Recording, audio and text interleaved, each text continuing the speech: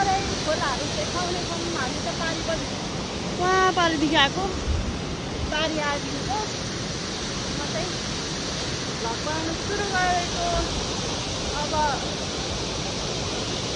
हेरौँ अलिअलि म भिडियो बनाउँदै गर्छु है त तारहरू चाहिँ यस्तो छ अवस्था छैन बाल्ने चाहिँ यहीँदेखि हुँदै उँभो लानुपर्ने माथिको डाँडा काटेर जानुपर्ने यस्तो छ है अवस्था चाहिँ मेन लाइन अनि तिर चाहिँ लेक्सुवा र अरुण खोलाको दोबान उताबाट बग्दै गरेको अरुण यो सानो चाहिँ लेक्सुवा खोला यहाँ उतातिर चाहिँ भुटखोला 4 पर्छ भने यता चाहिँ 5 हो है साथीहरू सुरुमा हामी चाहिँ 5 मा बस्ने मान्छे हो अहिले चाहिँ बसै सरेर 4 मा आएको 5 मा नि माथिको डाँडा काट्नुपर्ने हो मरिन्छ होला भारी चाहिँ बोक्ने हुनु पर्यो है यहाँ दाजुलाई गरौँ भयो भनेर भाउजूले भारी बोकेर सघाउँदै हुनुहुन्छ गरौँ भएको छैन भाउजू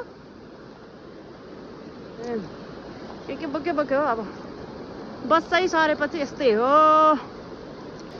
हामी टक्क लाएर पुल तर्न लाग्यौँ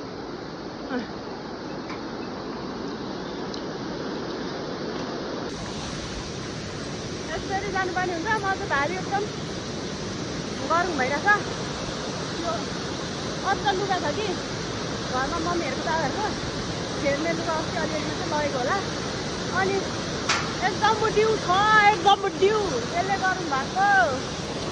हामी त पहिला स्कुल लेभलमा त्यहाँ आएर पिकनिक खाएको थियौँ यताबाट जानुपर्ने हुन्थ्यो तर बाढीले सबै लगिदिएछ मैले त्यो गेटको चाबी चाहिँ त्यो बाइकको सिधा माथि सिलिङमा राखेको छ है ल गेटको चाबी त्यहाँ छ है भोलि पर्सि आइहाल्यो भने फेरि म फोन लाग्दा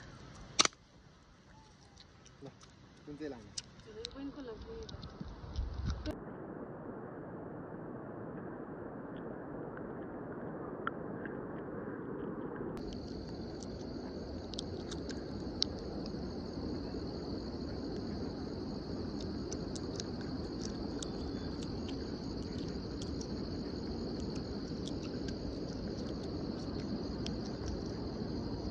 यस्तो छ हाम्रो पारी पाखा सबै अलैँची नै अलैँची यस्तो अनि हामी चाहिँ अब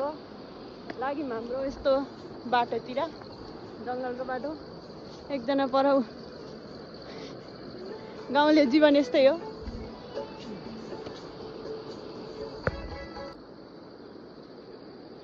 अझै ऊ माथिको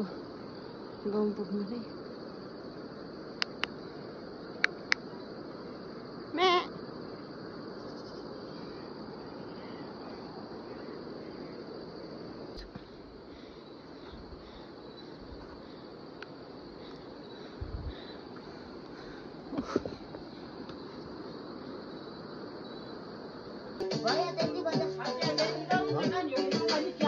कति बजाउने अरे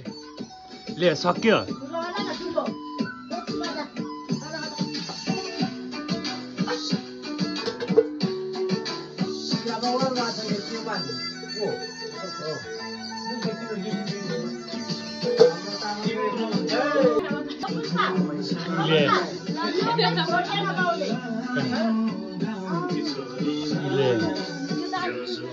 यसले नि खाइरहेको छ यहाँ